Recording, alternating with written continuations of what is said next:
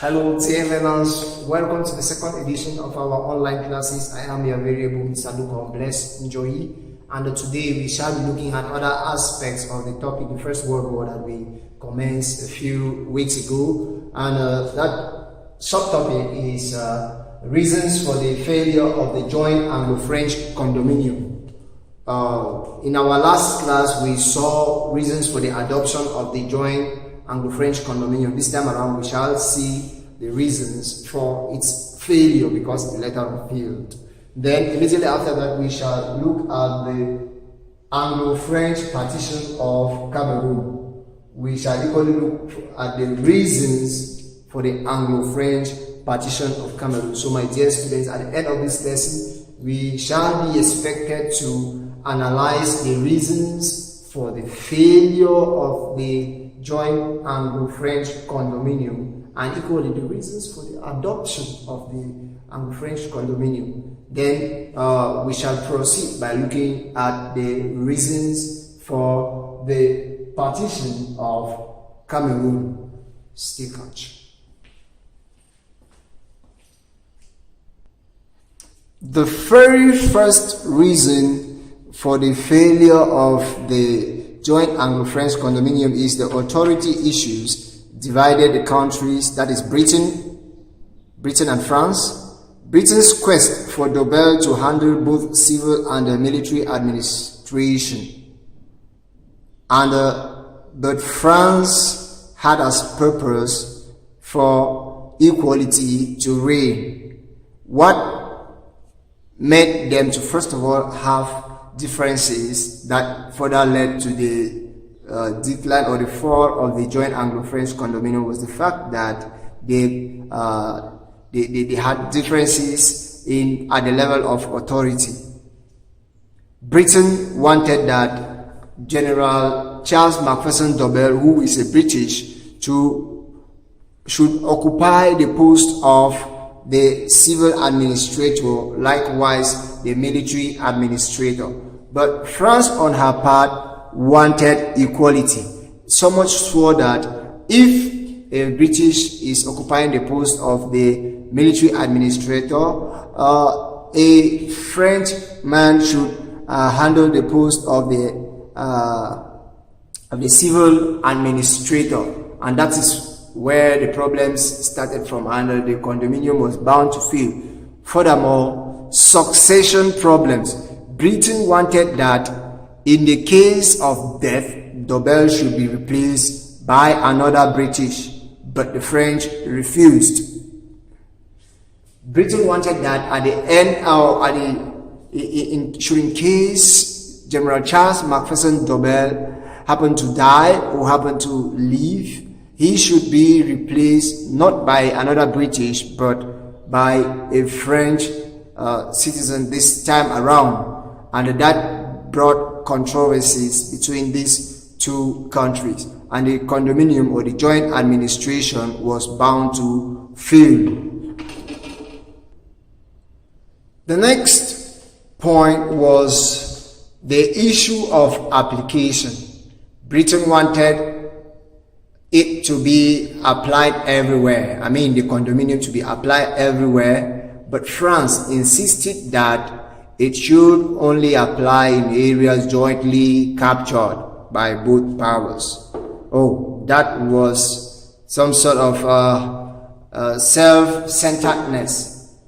Britain wanted that the condominium should be applied everywhere, but the French were so self-centered that they wanted the condominium to apply only in areas jointly captured by both powers, and they started disagreeing under this point of application of the condominium, and the condominium was bound to collapse. More so, management of troops. France wanted the troops to be jointly managed, while Britain was for separate management. Britain never wanted to manage the French forces alongside their forces, but the French, on the other hand, wanted that the forces should be jointly managed. That should, in case there is shortage of any war material or any any uniform or any food stuff, it should jointly supplied by both Britain and France. And the disagreement went a long way to cause chaos among or between these great powers, and it led to the failure of the condominium. As if not enough, the differences in language also caused the condominium to fail. The British spoke the Queen's English, but on the other hand, the French mastered just the French language, and both parties wanted their different languages to be applied in areas where the condominium was practiced. And the fact that the French could not understand certain British English policies, it was bound to fail. The condominium failed as a result of what? The differences in language. Furthermore, the differences in colonial policies also caused the condominium to decline. Differences in colonial policies. The British practiced their own colonial policy known as the indirect rule, wherein they control the natives through their leaders and institutions. But on the other hand, the French practiced the policy of assimilation, where they aimed at transforming Africans to black French men. These two policies happened to have clashed, and it led to the fall of the joint Anglo-French condominium. The next point was disagreement in application. Britain wanted it to be called a joint administration, but the French wanted it to be called a condominium. That is disagreement in appellation. I beg your pardon. The British, with their English or with their British culture, wanted this policy to be called the joint administration.